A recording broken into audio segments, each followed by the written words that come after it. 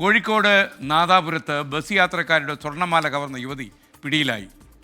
തമിഴ്നാട് സ്വദേശിനിയാണ് പിടിയിലായത്. മോഷണത്തിൻ്റെ CCTV ദൃശ്യങ്ങൾ 24-ന്. ആദ്യം അതൊന്ന് കാണാം.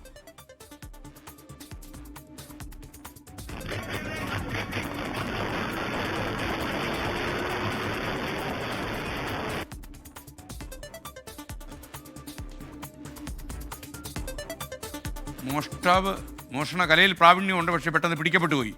കോഴിക്കോട് നിന്ന് സമീർ സി മുഹമ്മദ് ചേരുന്നു. സമീർ, കലാപരിപാടി എങ്ങനെ?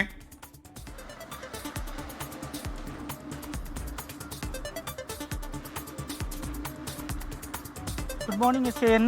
നാദാപുരത്താണ് ഇത്തരമൊരു സംഭവം ഉണ്ടായിട്ടുള്ളത്.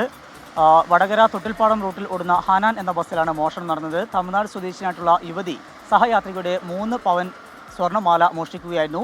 അത് അതിവിദഗ്ധമായാണ് ഈ യുവതി മോഷണം നടത്തിയത്. അവരുടെ ഷാൾ ഈ അമ്മയുടെ ദേഹത്തേക്ക് തട്ടി ഒരുമി ചേർന്ന് നിൽക്കുന്നു. ആ ഷാൾ കൊണ്ട് മറയ്ക്കുന്നു. അങ്ങനെയാണ് ആ മോഷണം നടത്തിയത്. ആ മോഷണം മറ്റൊരു സ്ത്രീയുടെ ശ്രദ്ധയിലാണ് പെട്ടത്. അവർ ബഹളം വെച്ചു. തുടർന്ന് മറ്റുള്ള യാത്രക്കാരും ആ വിഷയത്തിൽ ഇടപെട്ടു. ബസ് ജീവനക്കാരും വിഷയത്തിൽ ഇടപെട്ടു. ബസ് അവിടെ നിർത്തി. പിന്നീട് നാദാപുരം പോലീസിനെ വിവരം അറിയിക്കുകയായിരുന്നു.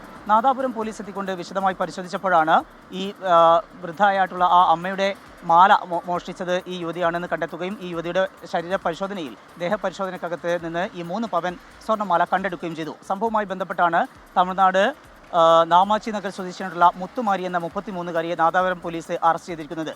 വിദഗ്ധമായി നടത്തുന്ന ഈ മോഷണത്തിൻ്റെ CCTV ദൃശ്യങ്ങളാണ് ഇപ്പോൾ പുറത്തു വന്നിരിക്കുന്നത്. ഈ സ്ത്രീക്കെതിരെ മറ്റ് കേസുകളുണ്ടോ, ഇത്തരത്തിൽ സഹയാത്രികരുടെ മുമ്പും ഇത്തരത്തിൽ മോഷണം നടത്തിയിട്ടുണ്ടോ തുടങ്ങിയിട്ടുള്ള കാര്യങ്ങൾ നാദാപുരം പോലീസ് അന്വേഷിച്ചു വരികയാണ്. ഏതായാലും 3 പവനോളം സ്വർണ്ണമാലയാണ് മോഷ്ടിക്കാൻ ശ്രമിച്ചത്. അതാണ് ഈ സഹയാത്രികരുടെ കൂടെ ഇടപെടലിൻ്റെ പശ്ചാത്തലത്തിൽ കണ്ടെടുക്കാൻ കഴിഞ്ഞിരിക്കുന്നത്. SKN. Okay, thank you Sameer C Muhammad.